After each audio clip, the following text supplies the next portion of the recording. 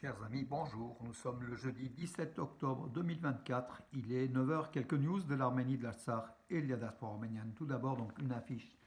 Ça sera vendredi 25 octobre, donc pas ce vendredi, vendredi donc dans 8 jours, à Bourg-les-Valences, 30e anniversaire d'Arménia. On en reparlera, mes amis. Voilà donc pour l'info. Et puis après, donc le mois de novembre, le 25 novembre, inauguration de mon expo donc de caricature ici à Bourg-les-Valences. On en reparlera aussi. Voilà. Information donc générale liée à l'Arménie et aux Arméniens. Les États-Unis souhaitaient voir signer le traité de paix entre l'Arménie et l'Azerbaïdjan il y a quelques mois, affirme donc Washington. C'est Matthew Miller, le porte-parole du département d'État américain, qui l'a déclaré en disant que donc, les États-Unis ont tout fait pour que la signature du traité de paix entre l'Arménie et l'Azerbaïdjan ait lieu. Voilà. Mais bon, ça a échoué. Donc maintenant, il dit on laisse au pays le choix de décider donc de ce traité de paix. Mais bon, l'Arménie désire, comme on voit, Pachinian il veut, mais Aliyev ne veut pas. Donc voilà, donc, et Washington qui renvoie maintenant donc Arméniens et Azéris après avoir tenté, Anthony Blinken a tenté plusieurs fois, 3-4 rencontres donc, pour essayer de rapprocher et puis de faire signer ce traité de paix. Bakou n'en veut pas. Bakou qui est aux ordres de Moscou hein, aussi, il faut quand même le dire. Voilà donc une caricature qui est parlante, hein, je pense, voilà, tout simplement. Oui, l'Arménie est classée par Freedom House comme un pays libre sur le net. Donc, dans les pays libres sur le net, donc pour le Freedom on the Net 2024, c'est un classement établi par Freedom House, donc l'organisation de liberté en fait, d'expression.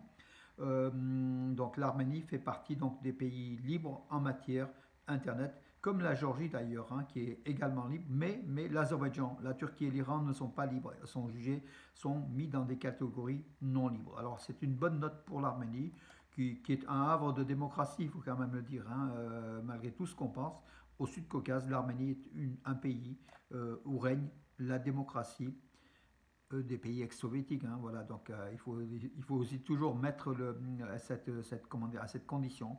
Les pays de l'ancien bloc soviétique sont ce qu'ils sont, hein, tout simplement, hérités de 70 ans de soviétisme. Mais en tout cas, l'Arménie va vers la démocratie et c'est un bon élève de la démocratie. Et voilà, il est récompensé par des prix, vous allez me dire, ça n'a rien à voir comment dire, au niveau de la puissance militaire, puisque c'est quand même, il faut garantir la sécurité de l'Arménie par une puissance militaire.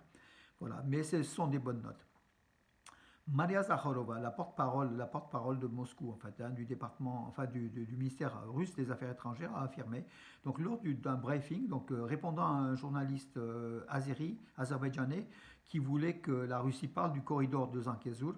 Donc c'est une bonne note. Donc Maria Zakharova a rappelé aux journalistes que la Russie n'utilise pas le terme corridor de Zangezur. Voilà, la Russie est surtout intéressée par la FSB, donc les forces spéciales russes, pour surveiller les axes de transport transitant par l'Arménie. C'est pour ça que Moscou et Yerevan n'étaient pas d'accord sur ce fait-là. Pachinian voulait une autonomie totale de l'Arménie, de la République d'Arménie sur son territoire.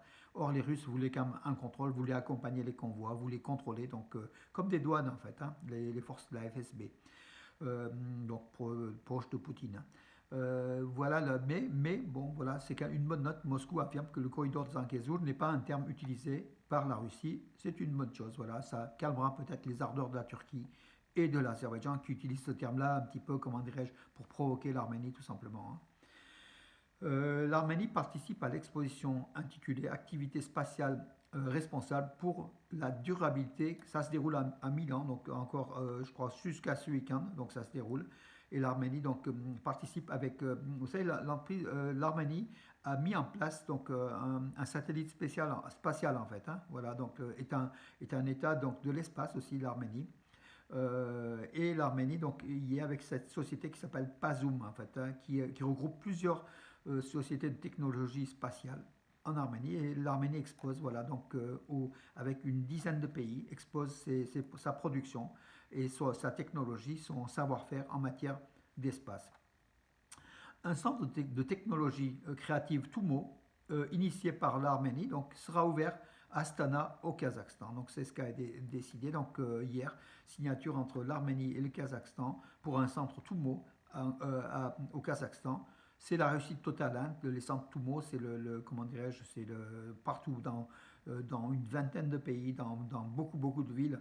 Euh, voilà, il y a des centres Tumo. Donc, et en Arménie, il y a des centres Tumo dans 16 villes qui sont équipées de technologies et 110 boîtes Tumo. Donc, en fait, voilà. En dehors de l'Arménie, il existe des centres Tumo à Paris, Beyrouth, Tirana, en Albanie, Berlin, Zurich, Mannheim, Coimbra, Kiev et Lyon. Voilà mes amis, donc le success story de ce Tumo, l'histoire de cette technologie numérique de développement au service, comment dirais-je, au service de la jeunesse, hein, qui apprend aussi les technologies numériques. Et c'est une bonne chose.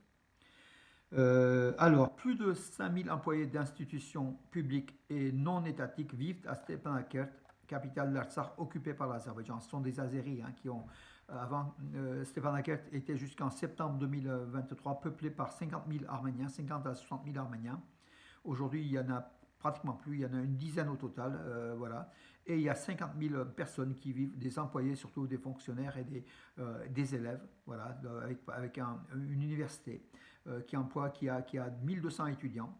Voilà, donc 5000 personnes vivent à Stepanakert aujourd'hui, capitale de la République de l'Artsakh occupée. Ça a été publié par Hamid Majiev, directeur exécutif adjoint du service de construction et de gestion de la ville de Stepanakert. Voilà, les occupants azéris veulent peupler Stepanakert par des Azéris pour faire oublier la trace arménienne de cette capitale de la République de l'Artsakh occupée.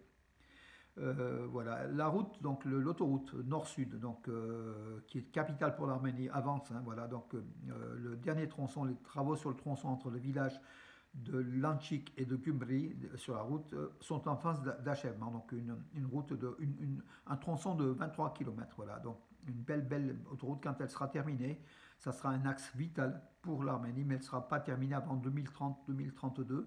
Mais il y a une large part qui est déjà largement avancée et même voire terminée.